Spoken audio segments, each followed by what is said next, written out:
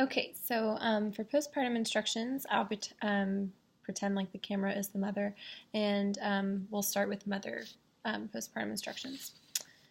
So for you, rest is the most important thing. Birth is very hard work, and therefore it's important that both you and your baby get adequate rest. So that would include limiting your activities to simply taking care of yourself and your baby. Lots of people will hopefully offer to help. You should absolutely take advantage of that and let them do pretty much everything else. So you should sleep whenever you can. When the baby sleeps, you should really try and sleep. Baby sleeping schedules are a little erratic sometimes, and they should be able, they should be waking up and eating every 2 to 3 hours. So that really is going to interrupt your sleep. So you should sleep as much as you can. Just like when you were pregnant, nourishment is still extremely important as now you are making milk for your baby. So you should be eating a high quality diet. 3,000 calories a day is actually what's recommended.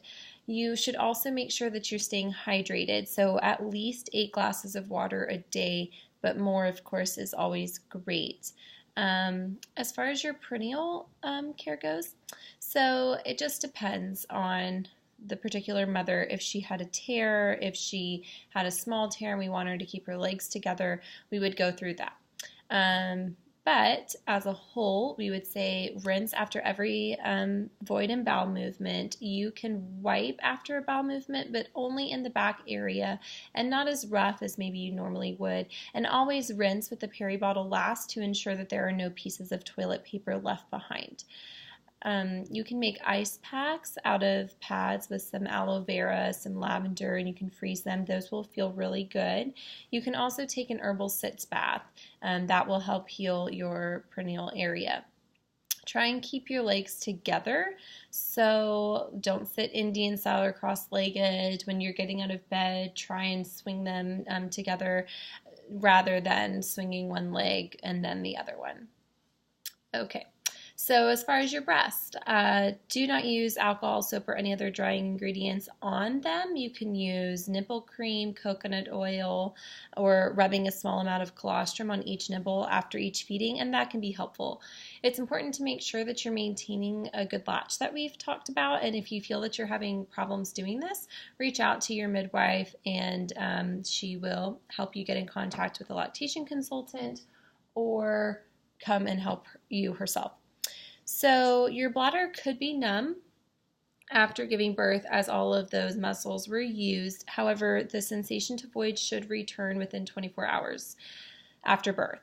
But before those 24 hours, try and give yourself a chance to empty your bladder every 3 hours. So that does include just getting up and going and sitting on the potty and willing yourself to void.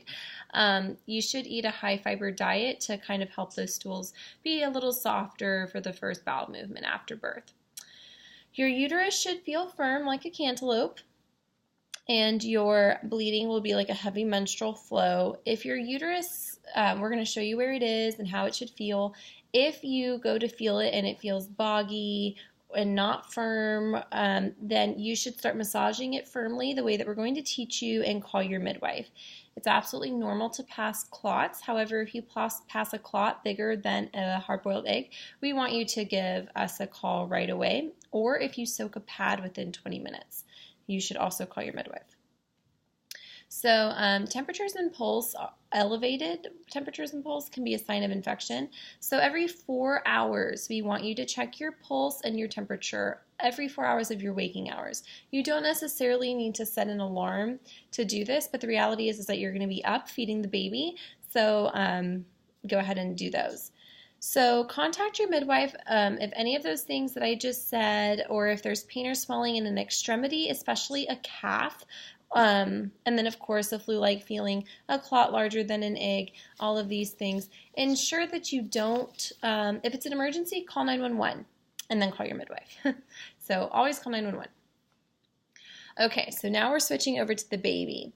So the baby is going to sleep a lot. Right after birth, they're going to take their really long nap that lasts 4 to 6 hours. And then after that, you should be waking them up every 2 to 3 hours to let them nurse as we try and get your milk to come in.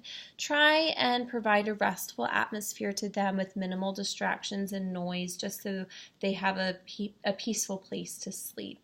We have to let you know that the AAP, the American Academy of Pediatrics, says that babies are safest sleeping on their back. You are their parents. You know what's best for them. So you make that decision. So, eating about the newborn. So nourishment for the newborn. So same thing like I just said, every 2 hours they should be woken up and put to the breast to nurse. And they may want more than this, and that's okay. If they want to be there every 30 minutes for a few hours, go ahead and do that. They know what they need, and they're trying to get your milk to come in and trying to get adequate amounts of colostrum. So colostrum provides everything that they need until your milk comes in, which will likely come in between days 3 and 5. So don't worry about that. And then at this point, if we felt like there wasn't a good latch or we needed to talk about dropper feeding, this is when we would address that. The baby should have 1 bowel movement the first 24 hours, 2 within the day 2, and 3 within day 3, and then it should plateau. Actually, I lied. That's not true. Well, they'll probably have more than that. But voids are like that. 1 void day 1, 2 voids day 2, 3 voids day 3, and then it should plateau at about 6 to 8 times every 24 hours after your milk comes in. So the first poop is called meconium. It's tar, it's sticky, it takes a little bit to wipe off. If you put coconut oil on their bottom and then, like before they poop, so just right away kind of thing, and keep replenishing that after each diaper change, it will be a lot easier to wipe off and you won't have to work as hard. So the babies cannot regulate their body temperature the first 24 hours. So skin-to-skin contact is really the best way to keep this regular. We ask that you avoid bathing the baby for 6 to 8 days. Of course, same thing, you're their parents. You do what you feel is best for you. Coconut oil is a great moisturizer. Some of them get really dry and peely, and that coconut oil can really help that. So their little cord, there's nothing you need to do. You don't need to put anything on it. Just make sure you fold the diaper so that the diaper is not over it. And it's really good that it gets some air time, so that's okay. It may be smelly the day before it falls off. That is normal. We expect that. So we ask that you sun the baby to help prevent jaundice. So that just means that you strip them down to their diaper. If it's nice outside, go outside 5 minutes each side. But if you're not comfortable taking them outside or it's not adequate weather, just by a window is great. Just by a window. So we ask that you take the baby's temperature every 4 hours, and we do ask that you do that under their arm. Normal temperature is between 97 and 99 degrees Fahrenheit. If it's above that, remove a layer, wait 15 minutes, take it again. If it's below, do the same thing. Add a layer and then take it again in 15 minutes.